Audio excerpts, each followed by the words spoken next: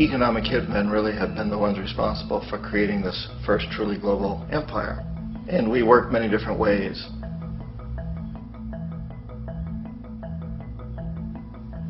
But perhaps the most common is that we will identify a country that has resources our corporations covet, like oil, and then arrange a huge loan to that country from the World Bank or one of its sister organizations. But the money never actually goes to the country. Instead, it goes to our big corporations to build infrastructure projects in that country, power plants, industrial parks, ports, things that benefit a few rich people in that country, in addition to our corporations, but really don't help the majority of the people at all. However, those people, the whole country is left holding a huge debt. It's such a big debt they can't repay it, and that's part of the plan, that they can't repay it. And so at some point, we economic hitmen go back to them and say, listen, you owe us a lot of money, can't pay your debts, so sell your oil real cheap to our oil companies. Allow us to build a military base in your country, or send troops in support of ours to someplace in the world like Iraq, or vote with us on the next UN vote to have their electric utility company privatized and their water and sewage system privatized and sold to U.S. corporations or other multinational corporations. So there was a whole mushrooming thing, and it's so typical of the way the IMF and the World Bank work, that you put a country in debt, and it's such a big debt it can't pay it, and then you offer to refinance that debt and pay even more interest.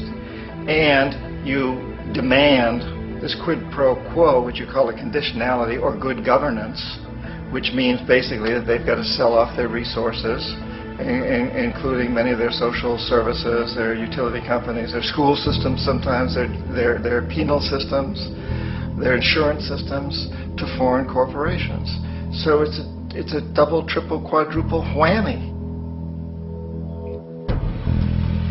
The precedent for economic hitmen really began back in the early 50s when democratically elected Mossadegh, who was elected in Iran, he was considered to be the hope for democracy in the Middle East and around the world. He was Time Magazine's Man of the Year. But one of the things that he'd run on and began to implement was the idea that foreign oil companies needed to pay the Iranian people a lot more for the oil that they were taking out of Iran. The Iranian people should benefit from their own oil.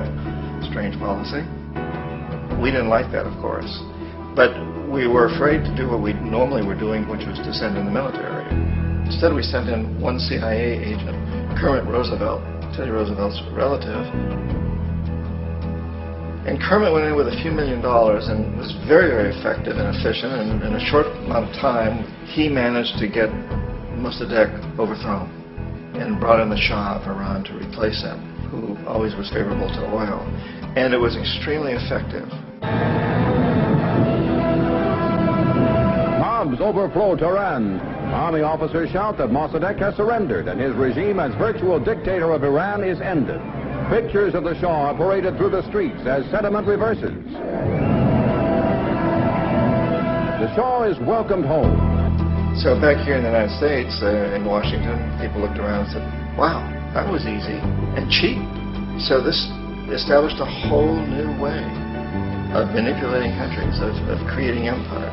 The only problem with Roosevelt was that he was a card-carrying CIA agent, and had he been caught, the ramifications could have been pretty serious.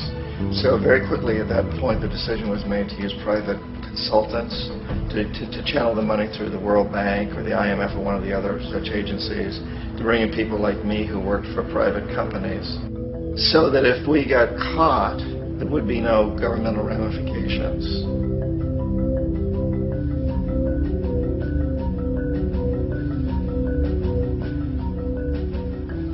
When Arbenz became president of Guatemala, the country was very much under the thumbs of United Fruit Company, the big international corporations. And Arbenz ran on this ticket that said, you know, we want to get the land back to the people. And once he took power, he was implementing policies that would do exactly that, give the land rights back to the people.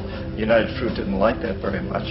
And so they hired a public relations firm, launched a huge campaign in the United States to convince the United States people, the citizens of the United States, and the press of the United States, and the Congress of the United States, that Arbenz was a Soviet puppet, and that if we allowed him to stay in power, the Soviets would have a foothold in this hemisphere. And that, at that point in time, was a huge fear on everybody's mind, the Red Terror, the Communist Terror. And so, to make a long story short, out of this public relations campaign came a commitment on the part of the CIA and the military to take this man out. And in fact, we did. We sent in planes, we sent in soldiers, we sent in jackals, we sent everything in to take him out, and did take him out. And as soon as he was removed from office, the new guy that took over after him basically reinstated everything to the big international corporations, including United Fruit.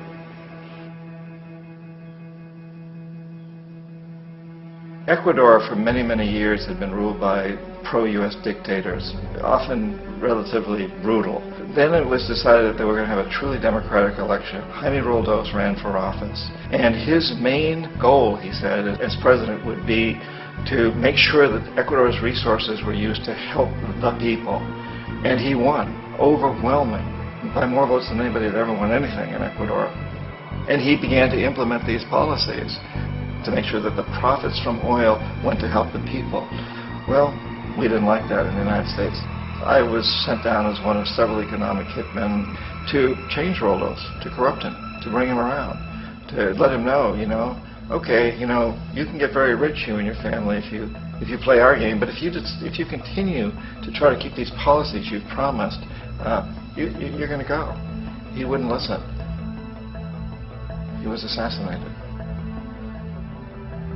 As soon as the plane crashed, the whole area was cordoned off. The only people allowed in were U.S. military from a nearby base and some of the Ecuadorian military. When an investigation was launched, two of the key witnesses died in car accidents before they had a chance to testify. A lot of very, very strange things that went on around the assassination of Jaime Roldos. I, like most people who've really looked at this case, had absolutely no doubt that it was an assassination. And of course, in my position as an economic hitman, I was always expecting something to happen to Jaime, whether it be a coup or assassination, I wasn't sure, but that he would be taken down because he was not being corrupted. He would not allow himself to be corrupted the way we wanted to corrupt him.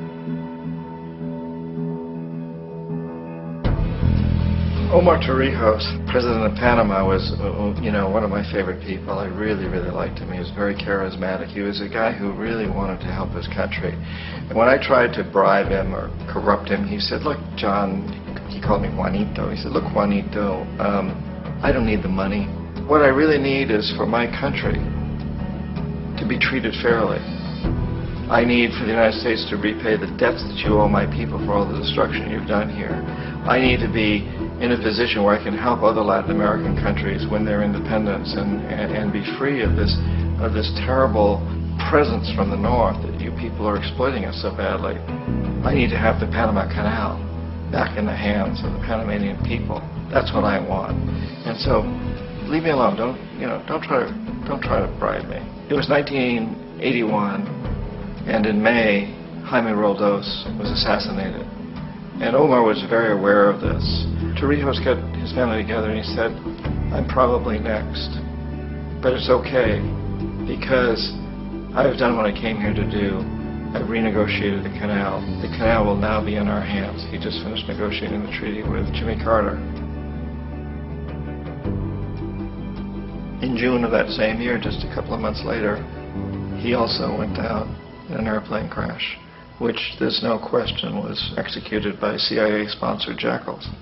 Tremendous amount of evidence that one of Torrijos' security guards handed him at the last moment as he was getting on the plane a tape recorder, a small tape recorder that contained a bomb.